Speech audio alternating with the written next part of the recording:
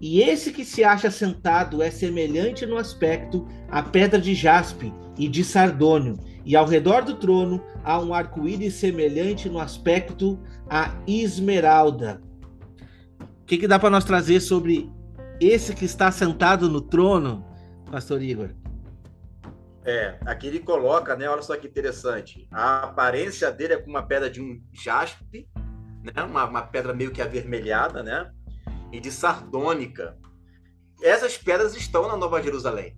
Sim. Pedras que também estão no peitoral ali do sacerdote, né? Ele está mostrando ali o ofício sacerdotal, né? Daquele que está sentado, né?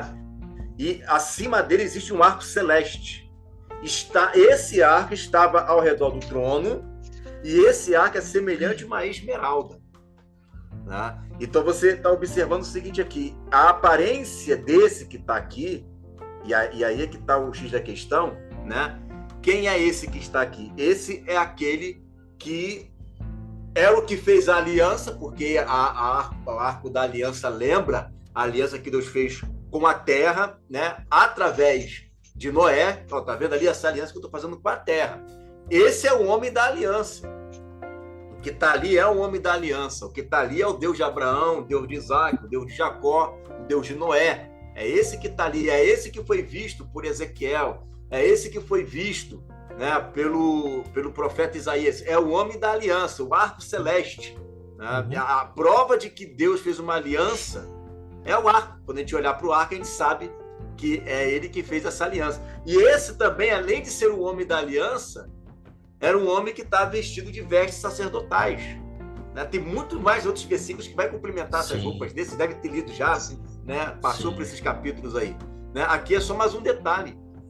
Né? E a aparência dele, né? O rosto dele é um rosto que tem um fulgor, com uma pedra. Né? Então, esse que tem um rosto como fulgor, esse que tem um rosto, né, brilhante e que se assemelha às pedras do sacerdócio, esse sacerdote que está sentado no trono é o homem da aliança. É o homem que vai cumprir o seu propósito. Quando ele olha então, olha que interessante, né? Ele diz assim, ó, quando vocês olharem para o arco da minha aliança, vocês se lembrar da aliança que eu fiz para vocês. Sim. Esse arco está 24 horas em cima do trono. Imagina. Ele o tempo inteiro está olhando para a aliança. O tempo inteiro. Aquilo não foge da mente dele. Por isso que o tempo todo a gente vai ver, por exemplo, em Salmos, vai estar dizendo, né, que os segredos da sua aliança é para aqueles que o amam. Né? Então, a aliança que Deus fez com Abraão, com Isaac, com Jacó, está Noé incluso nisso aí também. Está Davi incluso nisso aí também. Né? Você veja que são várias alianças que ele fez. Não tem só a aliança abrâmica, são várias alianças. E talvez por isso, não estou dizendo que seja isso, né? E talvez por isso o arco, né, celeste, ele tenha diversas cores.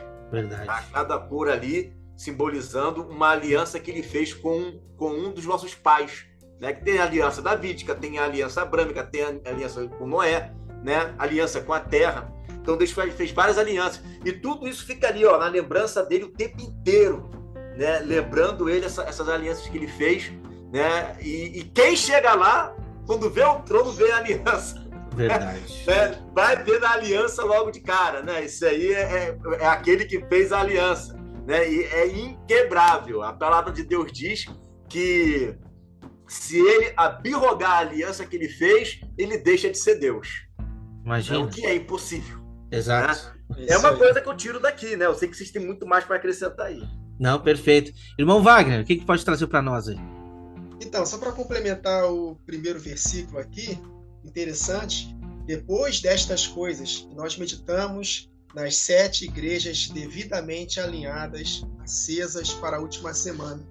E depois destas coisas, aí o Senhor se mostra como aquele que vive e reina para todo sempre, para gerar em nós confiança, porque a missão é difícil, porque Ezequiel, dá para perceber que ele estava meio receoso. E no capítulo 2 de Ezequiel, depois daquela visão que ele teve do rio Quebar, muito semelhante a essa visão que João teve no trono, né?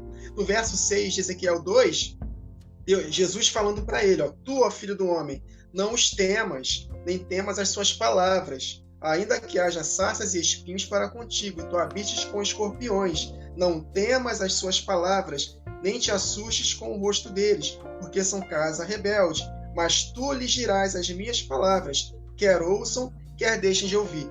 Então, antes dessa missão difícil, Deus se apresenta para Ezequiel com essa glória maravilhosa.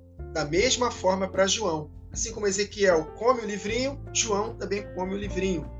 E Jesus fala para João, é necessário que profetize novamente. Ou seja, as duas testemunhas, o candelabro, os 7 candelabros de ouro unidos como uma só peça, formando a menorá, tem que contemplar a glória de Deus. Tem que ter essa confiança, porque aquele que vive está conosco.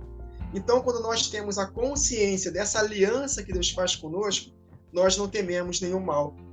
Então, é só para complementar os detalhes, os irmãos já falaram muitas verdades aqui, não tenho nem nada que acrescentar, mas somente esse detalhe aqui importante para que nós possamos compreender que Deus está conosco nessa missão. Nada vai nos causar dano na primeira metade e na segunda metade, confiantes de que Deus vai fazer justiça para nós, ainda que percamos a nossa vida ou que sejamos protegidos no deserto. Mas nós precisamos, de fato, contemplar a beleza da santidade. O salmista, eu acho que ele não viu a santidade como viu Isaías, como viu Ezequiel, mas na percepção do Espírito, o salmista, ele escreveu aquele hino maravilhoso. Nós adoramos a Jesus na beleza da sua santidade. Então nós precisamos ter essa consciência em alta para que possamos ter confiança para cumprir essa missão no tempo do fim. Amém, amém. Só vou dar uma complementadinha aqui a respeito dessas pedras, antes da gente avançar. Eu fui pesquisar um pouco no Google para saber o que o Google poderia me trazer a respeito dessas pedras. E, por incrível que pareça, a pedra esmeralda, ela nos traz uma referência como clarão e raio. Um dos significados dela é clarão e raio, ou quer dizer, luz muito acesa, né? E por incrível que pareça, a outra pedra que se chama ali, né? Como é que é o nome? A segunda Sardônio. pedra aqui. Sardônio. A outra Bíblia que eu tenho, uma outra tradução, nos traz essa tradução não como sardônio, mas sim como coralina. E aí eu fui pesquisar coralina, nunca tinha ouvido essa palavra. E diz assim, ó, cor como de carne, carne como de carne viva. Olha só que interessante, né? A referência desse personagem que nós sabemos quem é que está assentado neste